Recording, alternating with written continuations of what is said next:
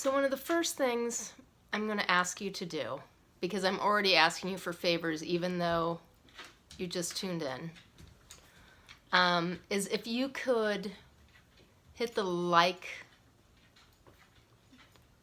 thumbs up thing that's right there. That helps with the algorithm somehow. I don't know what any of that means. I just know that I'm supposed to say it. So if you could do that, that would be great. I'm just going to try and get myself together while you do that. Okay. So while I may not have New Year's resolutions per se, I do have one thing that I'm working on. First of all, we're in my bedroom, our bedroom, not yours and mine right now, but, well, right now it's yours and mine. Generally it belongs to Mr. Rosenberg and myself. But one of the things I did was, in trying to have some, something pretty in the background, I lit this candle. Sometimes scented candles and definitely incense make me cough.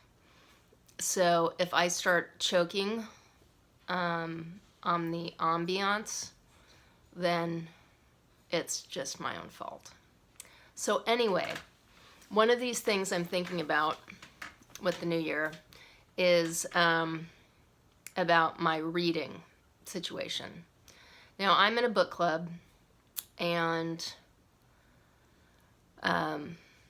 we read something new every 4 to 6 weeks. And then I'm also usually working on reading something else. So when I went to go count the number of books that I have waiting for me, because I'm often when someone asks me about a book or they mention a book, I'll say, no, I haven't read that, but it's on my bedside table right now. Okay, so, and by bedside table, I mean it's in my house or car somewhere, or it's in my bag. So I decided to count how many books I have waiting for me to read, and I stopped at 88. Because then it was already embarrassing that I had all these books that I have yet to read. 88. I'm sure it's more than that, because there are some hiding probably somewhere that I didn't even count. I didn't even count some of the ones in my bookcase. But they're everywhere. And so anyway, what I wanted to do is share with you the ones, I tried to narrow down what I'm going to read next, because I'm a book hoarder, and wanted to start going through some. I'm a little bit late on things that were popular last year, so I'm trying to catch up a little bit. I just finished Daisy Jones and the Six, which was really popular in 2019, and everyone I know really enjoyed it. I really enjoyed it. I've read it, and I read it over the holidays. I've now passed it on to a friend, not a friend, my friend, Karen, who you all know by now. Anyway, it's by Taylor Jenkins Reid, and I really like her stuff. My friend Anne first sent me books by her, and I read both of those right away because I liked them so much, and then I read this other one, and anyway, it's great. If you haven't read it yet, it's super fun, and it's in a really interesting sort of different format, and it takes place in the 70s, which is like a cool kind of retro-y thing that's reminded me a lot of, it's about rock and roll in the 70s. So anyway, I'll just say that. That's all you need to know. You don't even need to know that. Just, you should read that because it's good. So I'm trying to figure out what I'm going to read next, and I think I've narrowed it down. I thought I narrowed it down to one thing, but then I ended up narrowing it down to like 6 things. So if I'm going to go with things that were popular last year that I still haven't read yet, that's quite a lot, because I'm also a part of Book of the Month Club, which is insanity, but I am. So anyway, super popular last year. Everyone and their brother-in-law has read this. So I'm the last one. I think they're already making a movie of it. Like, that's how popular it's already been. But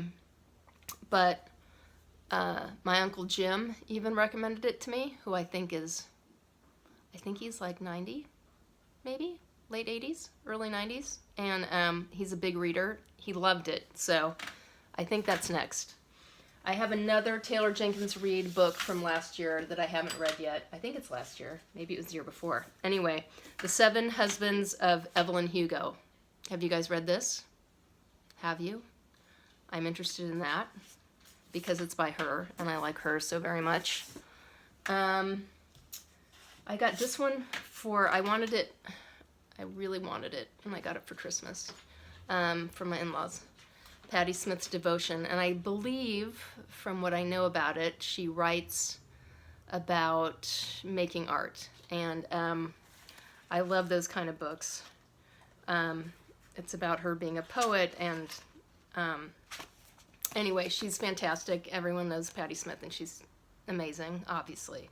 So this is a handy little book, which might just live in my purse and be like the ongoing book. This is the book being ongoing. That's what it looks like. That I might read when I'm out and about, as opposed to one of the larger books that stays home. I also, as an out and about book, The Cafe by the Sea by Jenny Colgan. And this just looked fun.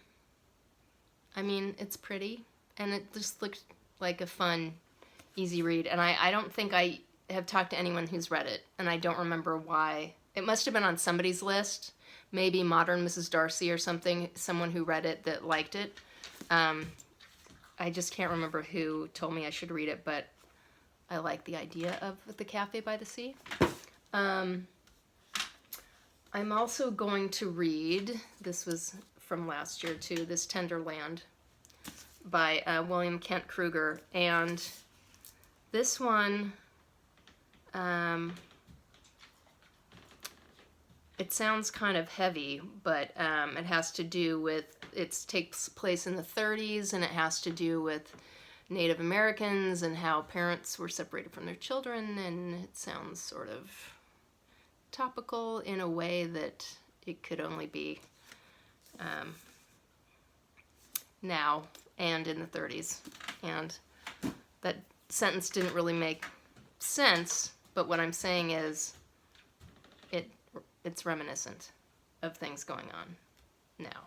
Okay, so then my other one that I'm thinking of carrying with me, because it's a paperback, is The Miniaturist by Jessie Burton. And I think this was popular. Well, it's paperback, so it must be a little bit older. This is from 2014, so it's a little old. This may have been sitting under my coffee table for at least 2 years, but it says it's haunting, magical, and full of surprises. Who doesn't want that? Haunting, magical, and full of surprises. So anyway, those are the ones that are next for me on the list. I've narrowed it down to those. And I mean, like, I would have to read all of those in one day to be able to catch up, to even read all the books I have waiting, and then even make sense for me to still be in the Book of the Month Club. But I love books. And I've read these articles, these studies that they've done, that there's something to be gained from being surrounded by books, even if you don't read them. I'm counting on that. And I'm not going to cite where I read it because I can't remember, and also just go with me on it that that's a thing. But I don't know if any of you have read any of these books, which ones you liked. Would love to hear about it in the comments, or you can message me, or you can text me, or you can call me, you can email me, Why am I giving a list of all the ways to contact me? You could show up at my door, but that might be weird. Tell me what you've read that you liked.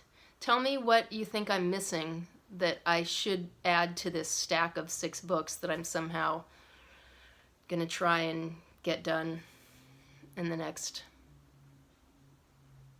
few weeks, month. I'm really going to have to dig in. Also, I'm working on, I'm writing some stuff right now. I'm working on a project, and I know that one of the best things you can do for your writing is to do a lot of reading. And so I'm going to try and be writing and reading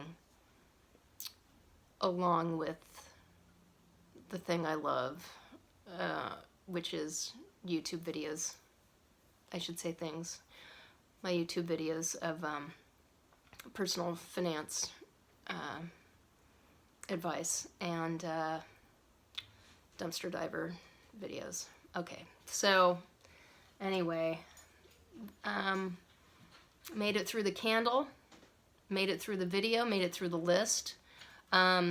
Stay tuned. Maybe the rest of the year I will show you what's coming up on the list next and kind of let you know what I thought of these books if you're interested in that.